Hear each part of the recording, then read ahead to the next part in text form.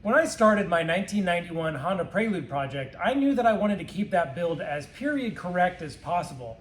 I only wanted to use a couple of modern amenities when it came to things like the interior and possibly the suspension.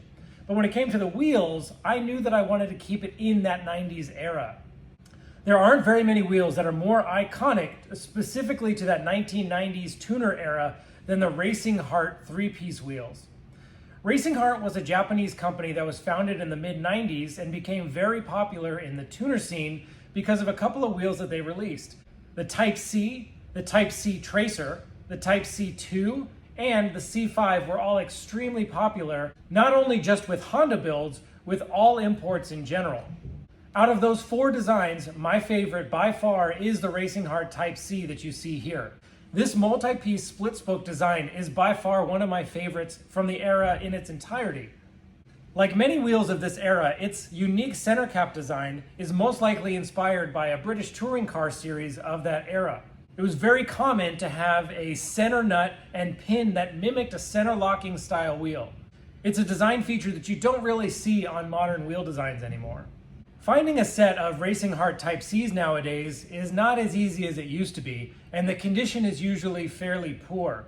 There are a couple of companies that do restorations on these wheels and sell the restored sets, but the prices are pretty hefty. So when I decided that I was going to use the Type Cs on my Prelude project, I knew that I was going to try to pick up a set of used original condition wheels and restore them into a spec that I wanted to use on my Prelude. The set of wheels that I got was a square 16x7 plus 38 set, but what I wanted to use on the car was a staggered 16x8 and 16x9 setup. Finding that from RacingHart from 25-30 years ago is basically impossible. So what we're going to do today is take this 16x7 inch set and turn it into a 16x9 and 16x8.5 inch stagger. I'm going to go through the entire process, what it takes to take an old tired set of RacingHarts and make them into something new and special. So let's start with the disassembly of the original wheel. As you can see, these wheels have seen quite a bit of road use. They've got quite a bit of rash on the lips. They are covered in brake dust. But overall, it's a pretty good starting point. The center of the wheel is actually in savable condition. We are not going to have to recoat these centers. And the inner barrel will also be able to be cleaned up and reused. What we are going to do is we're going to replace the outer lips with new outer rim halves. We're going to use new wheel hardware, and we're going to go in, because these did not come with any center caps, dishes, and pins, we are going to add new dishes, some used center nuts that we found, and some new pins and new stickers from Craigor's headers. So the first step of disassembly on these wheels is just going to be to remove all the hardware. The hardware on these wheels is an M8 bolt that's a 12.8 millimeter head on the face and a 12 millimeter hex nut on the backside. After the hardware is all out, then we can remove the valve stem with a 6 millimeter Allen key. Now with all the hardware removed, we can begin to separate the three pieces of this wheel. And this wheel is sealed together with a silicone sealant in between these three layers. So we need to take a razor or box cutter and slice through the sealant here so that we can separate the wheel apart. So with a box cutter, we're just going to slice in between the layers of the wheels, splitting the silicone. Then we can begin to separate the pieces of the wheels just with a rubber mallet.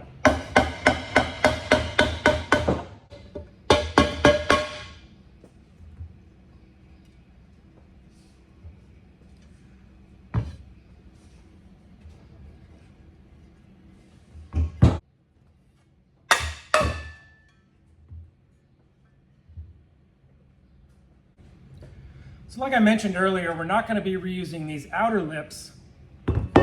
We're just going to be reusing the centers and the inners. So the first step is going to be to clean up this inner barrel.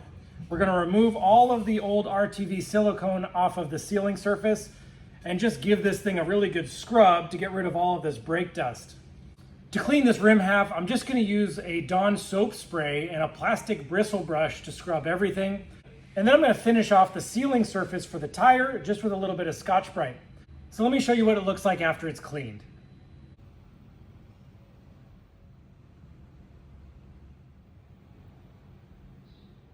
All right, so that was a lot more work than I was expecting. That brake dust was extremely stuck on there. There were wheel weight, sticky goop that was really difficult to get rid of. But overall, I'm really happy with the way that it came out. It's way better than it was before, and it's gonna look great on the inside of the wheel where you can't really see it. So the next step is gonna be to do the similar process to the face of the wheel. Now I just wanted to show you the stuff that I'm using for this cleaning. I'm just using a Dawn Power Wash to break away all of the grease and the brake dust, and then a plastic bristle brush to do all the scrubbing. This will make sure that you can get everything off, but it doesn't scratch the surface. And then for the inner barrel, I'm also using just a household green Scotch-Brite to remove all of the rubber residue and sticky things that are on the inside. Now when I clean the center of the wheel, I'm not going to be using the bristle brush or the Scotch-Brite. What I'm going to be using is the same power wash scrub, but I'm just going to be using the soft side of a dishwashing sponge to get all of the brake dust off of the powder coat. I will then go with the Scotch-Brite and clean up the sealing surface of the centerpiece. So let me go clean this one real quick. So luckily these centers turned out amazing. They actually came out better than I expected. There's pretty much no flaws in this powder coat at all. But there are a couple of things that I'm going to do before we begin assembly of the wheel. The first thing I'm going to do is I'm going to take a jitterbug sander and I'm going to just cover the back pad of this wheel. It's very common for there to become a bunch of nicks and dings on this surface from the wheel being mounted on and off of a car. So we just want to clean up this back pad surface and make sure that it's free from any high spots or nicks. And then the last thing we're going to do before we assemble this wheel is I'm just going to take some polishing compound on a foam pad on a drill, and I'm gonna go shine up this powder coat because it is a little bit dull. I don't think that these have ever really been polished or cleaned. So we're gonna do one final polishing on these, and then we're gonna begin assembly.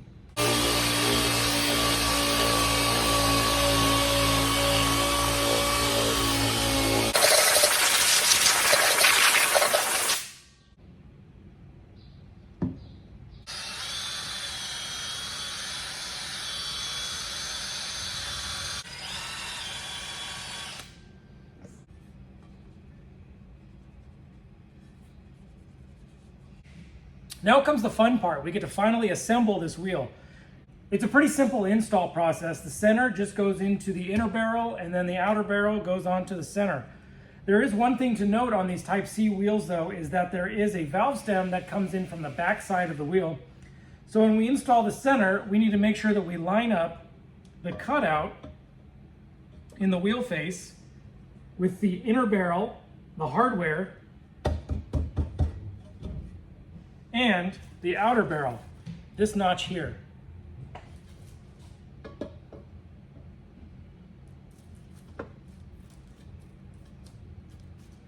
Once that's together, then we can start installing our new hardware. So I usually put just a couple of opposing bolts in, and then reach in from the bottom with the nuts and secure it just finger tight. That way we can roll the wheel over and not worry about it falling apart.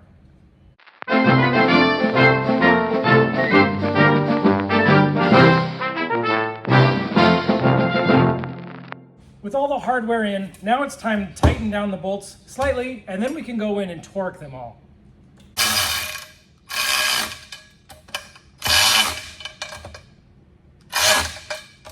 The torque spec for this hardware is about 22 to 25 foot-pounds depending on the type of hardware you're using. This is just a chrome-plated steel hardware, so I'm going to go 25 pounds on these to hold the wheels together.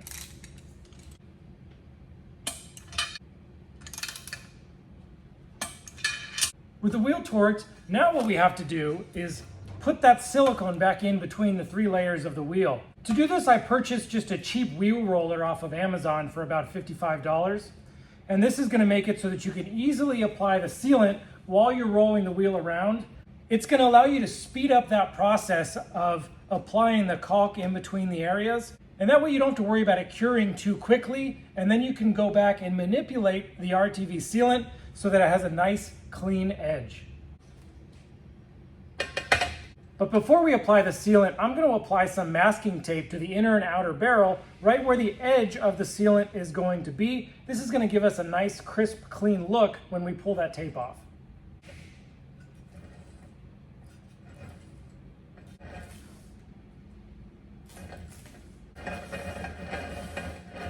When you're applying the sealant, you want to make sure that you have a smooth, continuous motion as you're moving the wheel.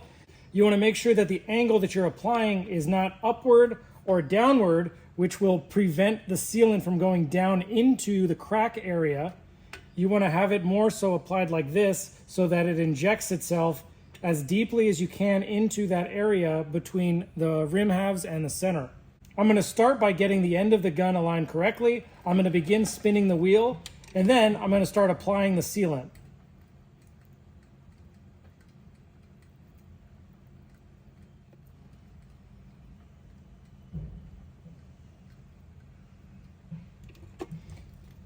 And now the other side.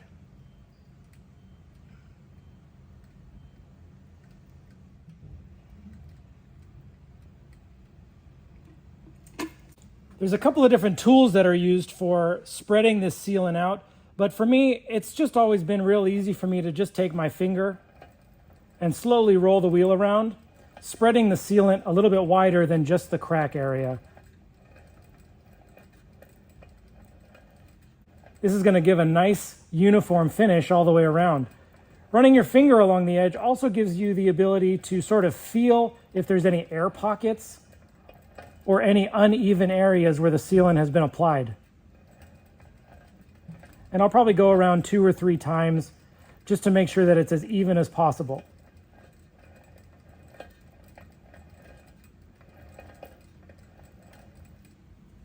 Same for the other side.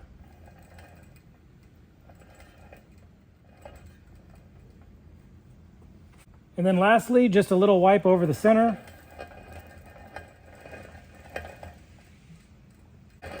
With the sealant applied, then we can go back and remove our masking tape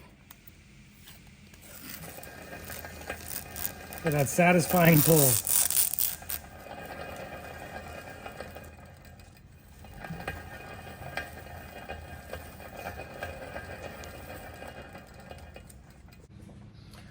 Once the sealant is applied, you need to wait about 48 hours for it to cure completely before you install a tire and put air inside. The last part of restoring these Type C wheels is all about the details on the center and the stickers on the lips. This set of wheels did not come with the original nuts or dishes or clips. So to complete this setup, I was able to source these billet accessories, replacement stickers, and clips from CragersHeaders.com. Kragers makes replacement CNC machine parts, stickers, and clips for the Type C, the C2, and the C5, and the tracer wheels. So if you're missing any of the decals, the nuts, the dishes, the clips, he's gonna have those for you. For this set of wheels, I'm gonna use the Kragers billet center dish and an original set of nuts and pins that I was able to source separately.